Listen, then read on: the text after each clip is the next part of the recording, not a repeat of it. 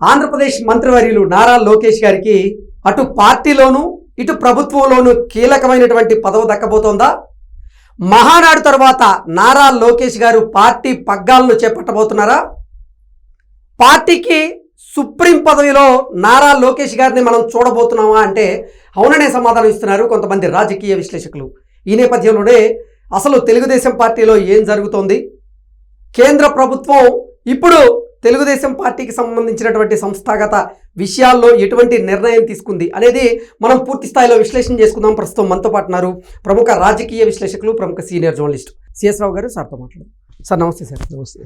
జాతీయ స్థాయి రాజకీయాల్లో నారా లోకేష్ లాంటి ఒక లీడర్ అవసరం ఇప్పుడు ఉందని, నారా లోకేష్ గారు కూడా జాతీయ స్థాయి రాజకీయాల్లో క్రియాశీలకంగా వ్యవహరించబోతున్నారు రానున్న రోజుల్లో అంటూ కొన్ని వార్తలు వస్తూ ఉన్నాయి. ఏంటి సార్ అసలు ఏం జరగబోతుంది? ఇప్పుడు రీసెంట్గా ఆయన టూర్స్ కానీ ఆయన ఎవరెవరిని కలుస్తున్నారు అనేది కానీ మనం అబ్జర్వ్ చేస్తే కనుక ఢిల్లీ స్థాయిలో ఆయన ఏదో చక్రం తిప్పబోతున్నారు అనేటువంటి అభిప్రాయం కొంతమందిలో కలుగుతుంది. ఓకే, సరే, అయినంత మాత్రం ఆయన జాతీయ రాజకీయాలకు పోతారా, రాష్ట్ర రాజకీయాలను వదిలిపెట్టి అంటే అది సాధ్యం కాదు. ఎందుకంటే చంద్రబాబు నాయుడు గారికి నెక్స్ట్ ఎలక్షన్ నాటికి 8 years దాదాపు వస్తాయి. సో కాబట్టి తెలుగుదేశం పార్టీని బలోపేతం చేయడానికి, రాష్ట్రంలో తెలుగుదేశం పార్టీని మళ్ళీ అధికారంలో తీసుకురావడానికి ఖచ్చితంగా లోకేష్ గారి యొక్క అవసరం రాష్ట్రంలో అవసరం. కాకపోతే ఈ మధ్యకాలంలో ఆయన టూర్స్ అన్నీ కూడా ఎక్కువగా ఢిల్లీ మీద ఉన్నాయి. మనం అబ్జర్వ్ చేస్తే గత 2 నెలల నుంచి నాకు గుర్తున్నంత వరకు అమిత్ షా గారిని 2 సార్లు కలిశారు. అవును. అలాగే కేంద్ర మంత్రుల్ని దాదాపు 2-3 కేంద్ర మంత్రులను ఆయన కలిశారు. కేంద్ర మంత్రులను కలవడానికే ఆయన ఢిల్లీ వెళ్ళారు. లేటెస్ట్గా తీసుకుంటే ప్రధానమంత్రి నరేంద్ర మోడీ గారిని కలిశారు. అది కూడా నరేంద్ర మోడీ గారిని ఎలా కలిశారు? ఆయన దాదాపు 2-3 సార్లు ఆయనే స్వయాన ఆహ్వానిస్తే అప్పుడు వెళ్ళాడు.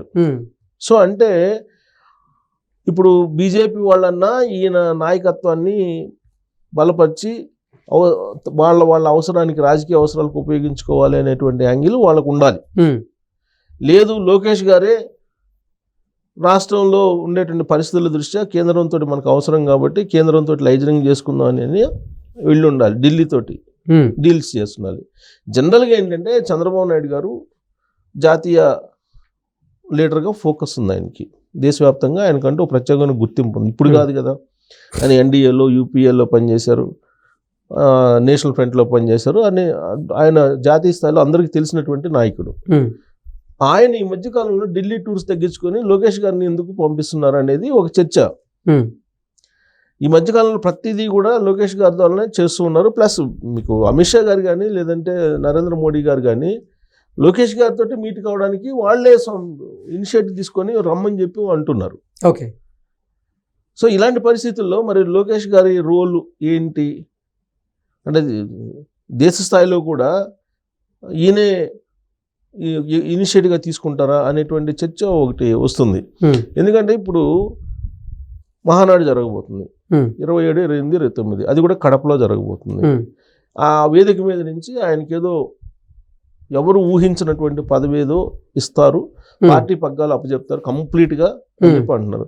అంటే అసలు సార్ మహానాడులో తెలుగుదేశం పార్టీ కొన్ని తీర్మానాలు చేస్తుంది. ఆ తీర్మానాల్లో భాగంగా తెలుగుదేశం పార్టీ జాతీయ అధ్యక్షుడిగా నారా లోకేష్ గారి పేరుని ఖరారు చేసేటువంటి అవకాశం ఉందనేటువంటి వార్తలు, ప్రచారం ఇప్పుడు తెర వెనుక వచ్చింది.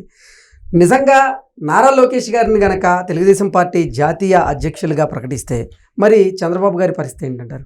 ఇప్పుడు చంద్రబాబు నాయుడు గారు గౌరవ అధ్యక్షుడికి ఉంటారు, ఏముంది, ఒకవేళ ఇవ్వాలనుకుంటే. ఇప్పుడు ఆల్రెడీ పదవి ఉన్నా లేకపోయినా లోకేష్ గారు పార్టీలో పవర్ పాయింట్గా ఉన్నారు. అది ఎవరు అవుననుకున్నా కాదనుకున్నా పార్టీని ఆయనే నడిపిస్తున్నారు. 2024 ఎన్నికల్లో ఆయన యోగళం పాదయాత్ర చేసి దాన్ని సక్సెస్ చేసినటువంటి క్రమంలో ఖచ్చితంగా ఆయన ఒక లీడర్గా ఎమర్జ్ అయ్యారు. సో గ్రాడ్యువల్గా ఒకే రోజు ఆయనది రాజకీయాల్లో ఎమర్జ్ కాల. ఆయన కార్యకర్తల సమన్వయ కమిటీ కన్వీనర్గా ఎంటర్ అయ్యి కార్యకర్తల మనోభావాల్ని, కార్యకర్తలని ఒప్పించుకొని వాళ్ళ మన్నలను పొందిన తర్వాత మంత్రి అయ్యారు. మంత్రి అయిన తర్వాత లీడర్స్ యొక్క సపోర్ట్ కూడా వచ్చింది తెలుగుదేశం పార్టీ లీడర్స్ నుంచి కూడా. అప్పటి వరకు తెలుగుదేశం పార్టీ లీడర్స్లో చాలామంది లోకేష్ నాయకత్వాన్ని కొన్ని ప్రైవేట్ సమావేశంలో వ్యతిరేకించినటువంటి వాళ్ళు కూడా ఉన్నారు. ఓకే. కానీ ఇవాళ పరిస్థితి ఏంటి, 190 మంది యాక్సెప్ట్ చేస్తున్నారు, సీనియర్స్ కూడా పార్టీలో. సో ఇక్కడ పబ్లిక్ యాక్సెప్టెన్సీ ఉందా అంటే యువకులం చెప్తుంది కదా, పబ్లిక్ యాక్సెప్టెన్సీ ఉంది, పబ్లిక్ యాక్సెప్టెన్సీ ఉంది కాబట్టి అది క్లిక్ అయింది, అది విజయవంతమైంది, దాని ఫలితాలను ఇప్పుడు 2024 ఎన్నికల్లో మనం చూసామని చెప్పేసి తెలుగుదేశం పార్టీ భావిస్తుంది. అంటే ప్రజల మద్దతు కూడా ఉంది అనేటువంటి ఒపీనియన్కి వచ్చింది.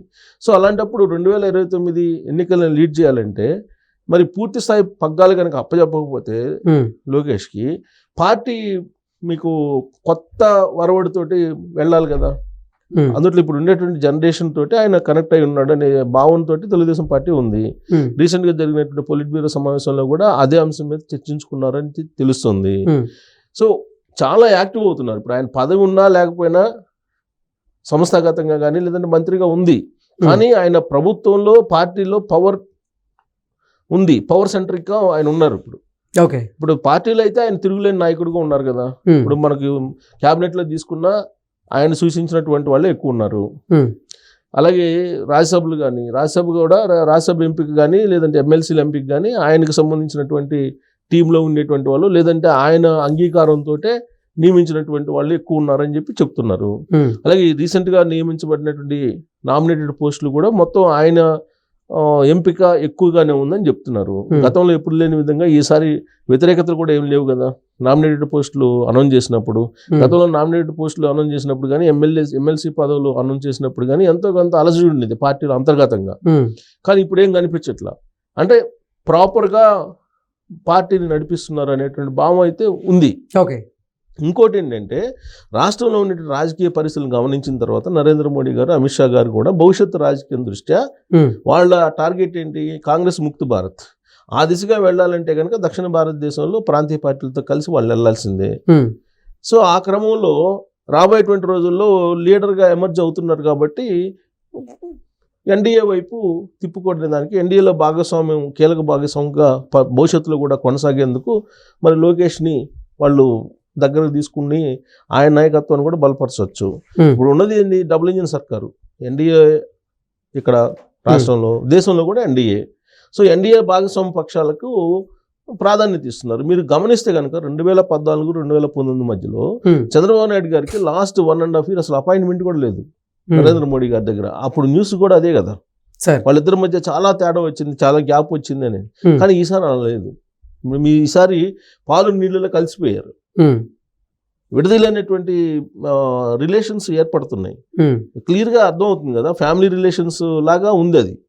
నరేంద్ర మోడీ గారు పిలిపించుకొని దేవాన్ష్ని కూర్చోబెట్టుకొని మాట్లాడటం అవన్నీ చూస్తే కనుక ఫ్యామిలీ రిలేషన్, పొలిటికల్ రిలేషన్ కనుక ఫ్యామిలీ రిలేషన్ కూడా మెయింటైన్ చేసి మనంతా ఒక ఫ్యామిలీ, ఒక కుటుంబం అనే యాంగిల్లో పబ్లిక్లోకి ఒక మెసేజ్ తీసుకెళ్లే ప్రయత్నం చేస్తున్నారని అంటే ఖచ్చితంగా లోకేష్ని రాబోయేటువంటి రోజుల్లో ప్రాధాన్యత ఎన్డీఏలో కూడా ఇవ్వాలి అనేటువంటి ఆలోచన ఉండొచ్చు వాళ్ళకి. సో రాష్ట్రంలో ఉండే పరిస్థితులు, దేశంలో ఉండేటువంటి పరిస్థితుల దృష్ట్యా ఇప్పుడు రాష్ట్రంలో అయితే ఖచ్చితంగా తెలుగుదేశం పార్టీని లీడ్ చేస్తారు ఆయన.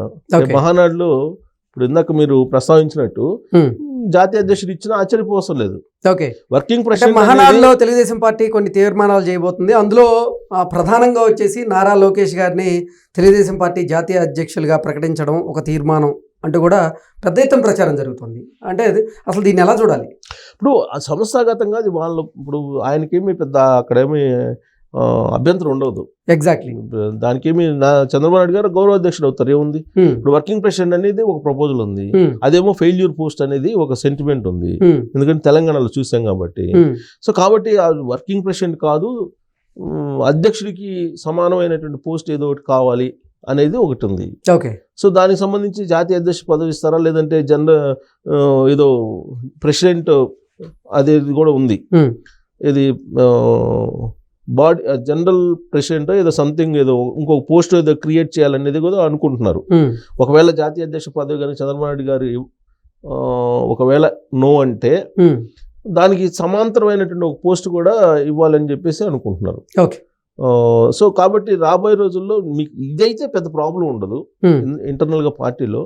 కాకపోతే ఏంటంటే ఇప్పుడు ముఖ్యమంత్రి కావాలి అంతే కదా, అల్టిమేట్ టార్గెట్ ఏంటి, ఆయన ముఖ్యమంత్రి కావాలి. ముఖ్యమంత్రి కావాలంటే ఎలా అవుతారు, ఖచ్చితంగా సెంట్రల్ సపోర్ట్ అయితే కావాలి కదా. అందులో నరేంద్ర మోడీ గారు, అమిత్ షా గారి సపోర్ట్ లేకుండా అయితే ఇంపాసిబుల్ కదా, అయ్యే అవకాశం లేదు ఎన్డీఏలో భాగస్వామిగా ఉన్నంత వరకు. సో మొన్న వాళ్ళు- ప్రధాని మోదీ గారితో నారా లోకేష్ గారు భేటీ అయినటువంటి నేపథ్యంలో ఆ భేటీలో కూడా ఈ అంశం చర్చకొచ్చి ఉండొచ్చా అంటే ఏం చెప్తారు సార్? అంటే నాకున్న ఇన్ఫర్మేషన్ లేదా నా కొలీగ్స్ నాకు ఢిల్లీ నుంచి కొంత ఇచ్చినటువంటి ఇన్పుట్స్ మేరకు ఉమ్, రాష్ట్రంలో ఇప్పుడు లిక్కర్ స్కామ్ కానీ ల్యాండ్ స్కామ్స్ ఇవన్నీ చాలా ఉన్నాయి. ఉమ్, తర్వాత గతం తాలూకు కొన్ని కేసులు ఉన్నాయి ఉమ్, జగన్మోహన్ రెడ్డి గారి మీద. సో ఆయన యాక్టివ్గా ఉంటే కనుక ఇండస్ట్రియలిస్టులు రావట్లేదు, రాష్ట్ర అభివృద్ధి జరగదు ఉమ్, అనే ఒక ప్రజెంటేషన్ ఆయన ఇచ్చారని చెప్పి తెలుస్తుంది. ఓకే. నేను ఇంకొక పాయింట్ కూడా మెన్షన్ చేస్తాను. నాకున్నటువంటి information it may be wrong, okay. But ఆయన ఒక గ్రాఫ్ చూపించారట. ఉమ్, ఏంటి 2019 నుంచి 2024 మధ్యలో ఉమ్, ఈ కల్తీ లిక్కర్ దాగి ఉమ్, ఎంతమంది చనిపోయారు, ఉమ్, ఎంతమంది లివర్లు పాడైనాయి, ఉమ్, ఎంతమంది కిడ్నీలు పోయినాయి.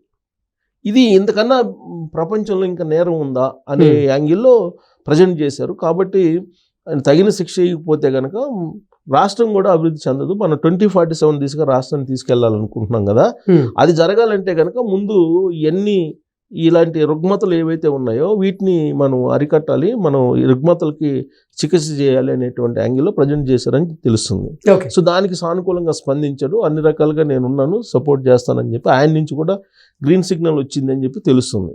ఓకే. వాళ్ళిద్దరి మధ్య నడిచిన కాన్వర్జేషన్లో ఇంపార్టెంట్ పాయింట్ అది ఒకటి బయటకు వస్తుంది. ఓకే.